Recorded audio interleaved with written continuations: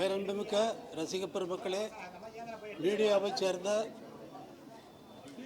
அன்பர்களே, ரசிக பெருமக்களே, தமிழ்நாட்டில் எங்கெங்கும் நிறைந்திருக்கக்கூடிய எனது அன்பர்களே, என் மீது பிரியமும் பாசமும் மரியாதையும் மதிப்பும் பக்தியும் வைத்திருக்கக்கூடிய கோடானு கோடி ரசிக பெருமக்களே,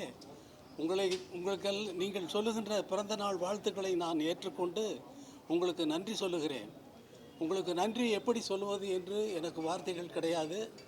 ஒரே ஒரு செய்தியை மட்டும் சொல்லிவிடுகிறேன். தமிழக முதல்வர் வாழ்த்து தெரிவித்தார். அதைத் தொடர்ந்து முக்கியமான பிரபலங்கள் மீடியாக்கள் மூலமாகவும் எனது வாட்ஸ்அப்பின் மூலமாகவும் பிறந்தநாள் வாழ்த்து செய்திகளை அனுப்பி கொண்டே இருக்கிறார்கள். கோடானு கோடி ரசிக பெருமக்களும் அனுப்பி கொண்டே இருக்கிறார்கள். இந்தியாவின் உதவி வைஸ் பிரசிடெண்ட் அவர்கள் வாழ்த்து தெரிவித்து ஃபோனில் என்னை அழைத்து வாழ்த்து தெரிவித்தார். அமித்ஷா அவர்கள் வாழ்த்து தெரிவித்திருக்கிறார். இன்னும் நிறைய முக்கியஸ்தர்கள் வாழ்த்து தெரிவித்திருக்கிறார்கள் பிறந்தநாள் வாழ்த்துக்காக. இந்த பிறந்தநாள் வாழ்த்திலே, இந்த பிறந்தநாள் அன்று உங்களுக்கு ஒரு இனிய செய்தியை நான் அறிவிக்க இருக்கிறேன். அது என்னவென்றால், வருகின்ற ஆகஸ்ட் 2ஆம் தேதி நான் லண்டனில் இசையமைத்த அந்த இசை நிகழ்ச்சியை அதே ஆர்கெஸ்ட்ரா, லண்டன் ராயல் ஃபிலமானிக் ஆர்கெஸ்ட்ராவே இங்கே வந்து தமிழக மக்களுக்கு, என்னுடைய மக்களுக்கு, என்னுடைய நாட்டு மக்களுக்கு அவர்கள் முன்னால் இசைக்கப் போகிறேன் என்ற நல்ல செய்தியை தெரிவித்துக் கொள்கிறேன். அதற்கு முதல்வர் அவர்கள் தெரிவித்த வாழ்த்து செய்தியை இங்கே படிக்கிறேன். நாட்டுப்புற இசை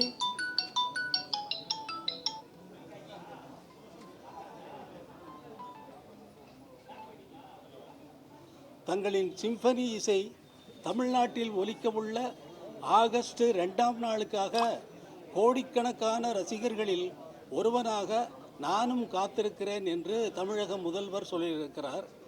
நேற்றும் இன்றும் என்றும் தங்கள் இசை ராஜாங்கத்தின் ஆட்சிதான் என்றும் முதல்வர் சொல்லியிருக்கிறார்.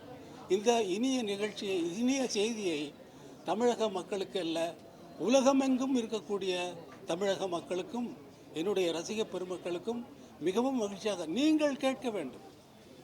நீங்கள் கேட்டால்தான் அதனுடைய பயன். நான் எதுக்கு சும்மா போய் அவங்களுக்கு நான் மட்டும் பேர் எடுக்கணும்னு அவங்கள வாசிக்க வச்சா சரியாக போகுமா?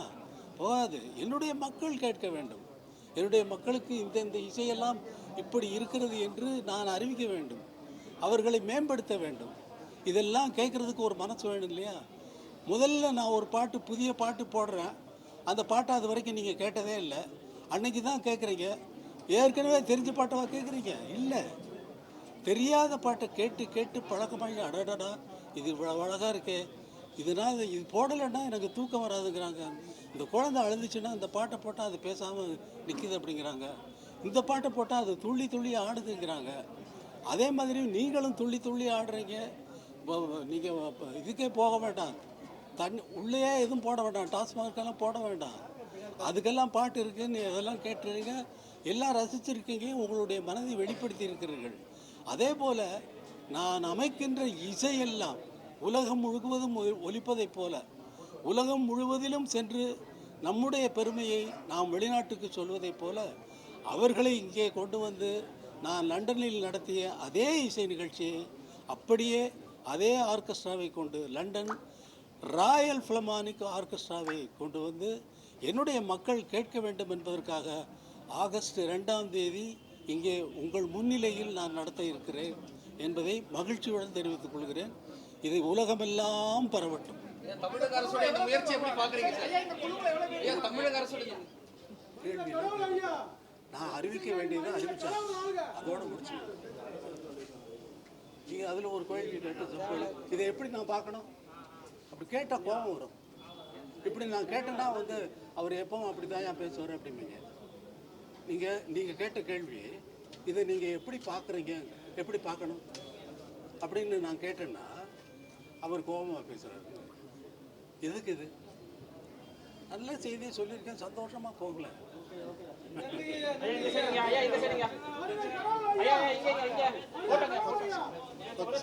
Sir thank you sir. உடனே எடுத்துக்க